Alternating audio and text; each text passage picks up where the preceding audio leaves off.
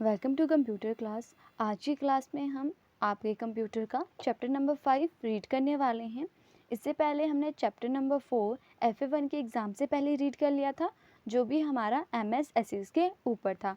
अब भी हम जो चैप्टर रीड कर रहे हैं चैप्टर नंबर 5 वो MS एसिस से रिलेटेड है, मतलब माइक्रोसॉफ्ट एसिस।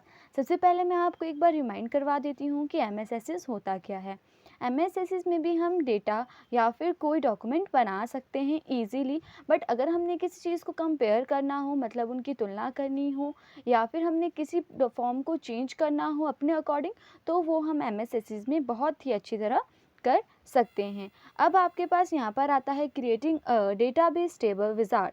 अगर हम अपने MS एसिस में टेबल को डालना चाहते हैं, अब आपके पास पता है आपको कि टेबल बहुत सारे टाइप्स के होते हैं, जो क्या रोज़ और कॉलम्स को मिलकर छोटे छोटे सेल्स में बनते हैं, जैसा कि MS एक्सेल में होता था। वैसे ही MS एसिस में अगर आपने टेबल बनाने हों तो उसके लिए आपको क्या करना चाहिए और उसके फीचर्स क्या हैं। MS एसिस में टेबल बनाते समय आपको ध्यान रखना चाहिए कि जब आप टेबल बनाते हैं तो उसके लिए उसका कोई नेम देना चाहिए आपको। हर एक टेबल की रोज़ में या हर एक टेबल की कॉलम्स में एक स्पेसिफिक नाम दिया जाता है। इसमें हम डेटाबेस टेबल इसलिए कहते हैं क्योंकि इसमें हम बहुत टाइप के डेटा को ऐड करते हैं। मान लीजिए आपने अगर पूरे ईयर का आपने अपना रिज़ल्ट बनाना हो, अगर जैसे आपको भी पता है आपके FA1 के एग्ज़ाम हुए हैं, वैसे ही अगर आप में FA2 के एग्ज़ाम भी होते हैं और at the end of the year, मतलब साल के अंत में जब आपका पूरे एग्ज़ाम का एक टोटल आपके परसेंटेज निकाली जाएगी, तो इन सबको इसमें साथ इंक्लूड करके निकाला जाएगा। तो अगर आपने अभी MS एसिस में अपने FA1 के एग्ज़ाम को ऐड किया है और अब नेक्स्ट टाइम आप FA2 के एग्ज़ाम को ऐड करना चाहते हो, तो इस तरह से इसमें एडिशनल वर्क करना भी ईजी होता है। और अगर आपने कंपेयर करना हो FA1 के एग्ज़ाम को FA2 के एग्ज़ाम से, तो वैसे भी आप इसमें कंपेयर कर सकते हो। सबसे पहले इसमें आपको दिया है टेबल विज़ार्ड। टेबल आप देख सकते हो जैसे ही आपके पास MS एसिस की विंडो खुलती है, ये देखने में कुछ MS एक्सेल की तरह इसमें फीचर्स दिए हुए हैं और MS वर्ड की तरह इसमें वर्कशीट दी हुई होती है। यहाँ देखिए, यहाँ पर टेबल नंबर 1 खुल गया है, जैसे कि आप अपनी फ़ोन की स्क्रीन पर भी देख सकते हो। इस तरह से इसमें डिफरेंट टाइप ऑफ टेबल्स खुल जाते हैं और इन टेबल में आप अपनी रिक्वायरमेंट के हिसाब से, मतलब अपनी ज़रूरत के हिसाब से अपना डेटा ऐड कर सकते हैं। उसके बाद है रिलेशनशिप्स। रिलेशनशिप्स का मतलब है कि बाय डिफ़ॉल्ट मतलब पहले से ही जब आप MS एसिस को ओपन करते हो तो उसमें 2 टाइप ऑफ कलर्स के यूज़ किए जाते हैं, light grey and dark grey. जैसे आपको यहाँ पर दिख रहे हैं कि यहाँ पर एक लाइट ग्रे, जहाँ पर टेबल नंबर 1 लिखा है, वहाँ पर क्या है, लाइट ग्रे कलर का कलर यूज़ किया गया है।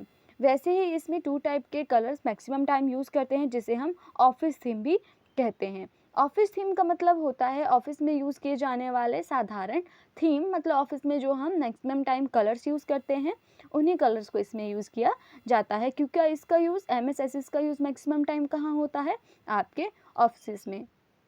इसके बाद नेक्स्ट पॉइंट आपके पास है डिज़ाइन व्यू। डिज़ाइन व्यू का मतलब है जब आपने MS एसिस में अपना टेबल, अपना कोई भी फोल्डर बनाया है, अब आप उसमें एडिटिंग करना चाहते हो, उसे डिज़ाइन करना चाहते हो, उसमें डिफरेंट लुक डालना चाहते हो, तो वो भी आप बड़ी ही आसानी से इसमें डाल सकते हैं। आपके पास इसमें फर्स्ट विंडो में ही आप देख सकते हैं, ऊपर ही जहाँ पर आपका टाइटल बार है, उससे नीचे जो आपके पास बार दी हुई है, उसमें आपके पास सारे पॉइंट्स और सारे ऑप्शंस विजिबल हैं, मतलब आपको दिखाई दे रहे हैं। वहाँ से आप कोई भी अपने डिज़ाइन को चेंज कर सकते हैं और अपने डॉक्यूमेंट को अट्रैक्टिव बना सकते हैं।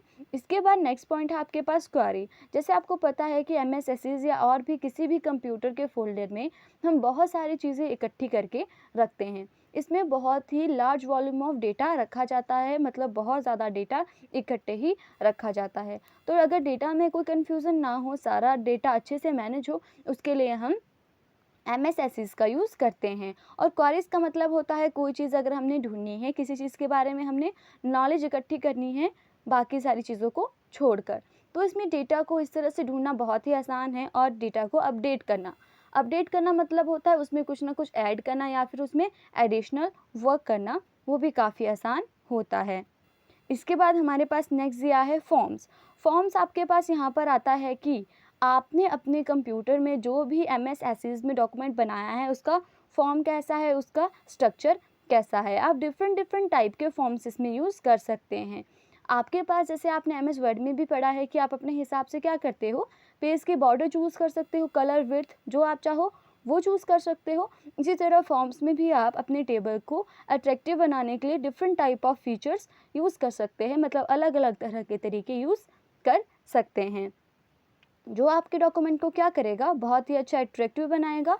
और ये इस फॉर्म्स में हम जब चाहे अपने डॉक्यूमेंट में क्वेरी भी कर सकते हैं, मतलब अगर हमने पूरे टेबल में से कोई एक लाइन ढूंढनी है तो वो भी इसमें बहुत ज़्यादा इजी होते हैं। लास्ट पॉइंट है आपके पास रिपोर्ट्स। रिपोर्ट्स क्या होती हैं, जब हम अपने टेबल को कंप्लीट कर देते हैं तो बहुत बार ऐसा होता है कि हमारा टेबल हमारे पेज से ज़्यादा बड़ा होता है, क्योंकि आपको सभी को पता है कि हमारे प्रिंटर्स में कौन से साइज़ के पेजेस लगते हैं, A4 साइज़ के पेजेस लगते हैं, और प्रिंटर में एक मतलब पर्टिकुलर साइज़ का ही पेज यूज़ होता है। तो अगर हमने ज़्यादा बड़ा टेबल बनाया है जो हमारे फर्स्ट पेज पे प्रिंट नहीं हो पाएगा, तो ये वो भी उसे क्या कर देता है, उसे मिनिमाइज़ कर देता है, मतलब उसे थोड़ा छोटा कर देता है, जो कि आपके वो एक पेज में भी प्रिंट आउट होकर आ जाएगा। मतलब रिपोर्ट्स का क्या काम होता है, आपके डॉक्यूमेंट को प्रिंटेबल बनाना, प्रिंटेबल फॉर्मेट उसे देना, मतलब जिस हिसाब से वो प्रिंट होके आएगा वो क्लियर भी लगे, अट्रैक्टिव भी लगे और एक पेज पे भी आ जाए। आज की क्लास में मैंने आपको चैप्टर नंबर 5 पूरा रीड करवा दिया है। अगर आपको कोई चीज़ समझ नहीं आई है तो आप ऑनलाइन क्लास में भी पूछ सकते हो या मुझे कॉल और मैसेज कर सकते हो। आज की क्लास में इतना ही। Thank you and have a nice day.